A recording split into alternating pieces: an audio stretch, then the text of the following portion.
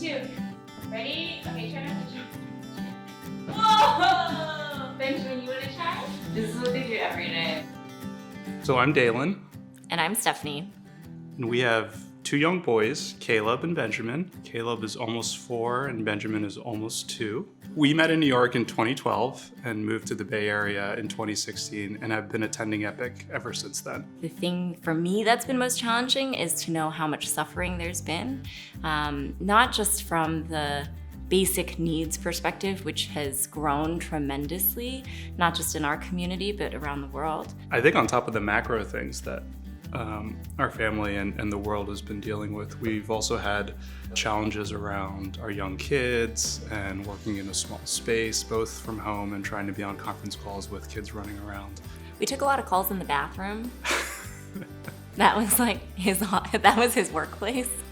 So I think one thing that has developed during this period of time is we actually recently moved from Hayes Valley to the Inner Sunset into a bigger space. I think it's been really exciting to plant ourselves in the city and to really commit to the city and commit to the relationships that we've built so far. We really hope that people also commit not just to the city, but to each other. Our small group has 6 families with 12 kids, all under 4.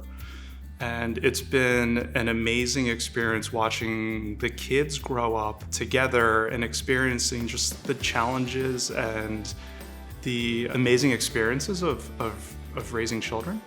But I think we've also seen a lot of growth in the adult relationship, some of the wrestling with faith and wrestling with challenges of the coronavirus, wrestling with our prayer lives and our fellowship with God. And I think over the years, the foundation that we built through the Epic small group has enabled us to weather this particular storm.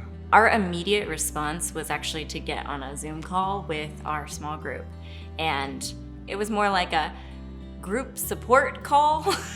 So we bumped up from one meeting a week in person. We actually bumped to two Zoom calls a week at night after the kids went to sleep at 8:30 p.m. I think a lot of people have been dealing with emotional ups and downs. And so what's nice about being in community is that we are very honest about where we're at. And the benefit of having multiple people is that multiple people are gonna be in the same stage as you, and multiple people are gonna be out of that stage. The other benefit of being in community is that each person in our community group has a different spiritual gift. So I think people are able to pour into each other's challenges in different ways, and to get that different perspective is also valuable. I think if you're on the fence or thinking about joining an Epic group, I would highly recommend kind of diving in head first.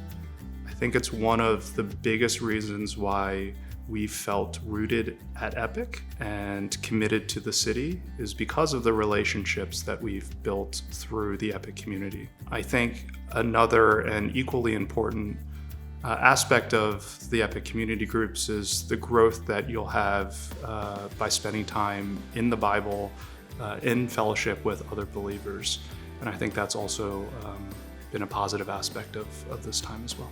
Personally, I've sometimes been skeptical about church, about groups, about Christians, and I have found that putting away my natural cynicism has actually allowed me to feel loved and to love others in a way that makes me and our family feel really rooted.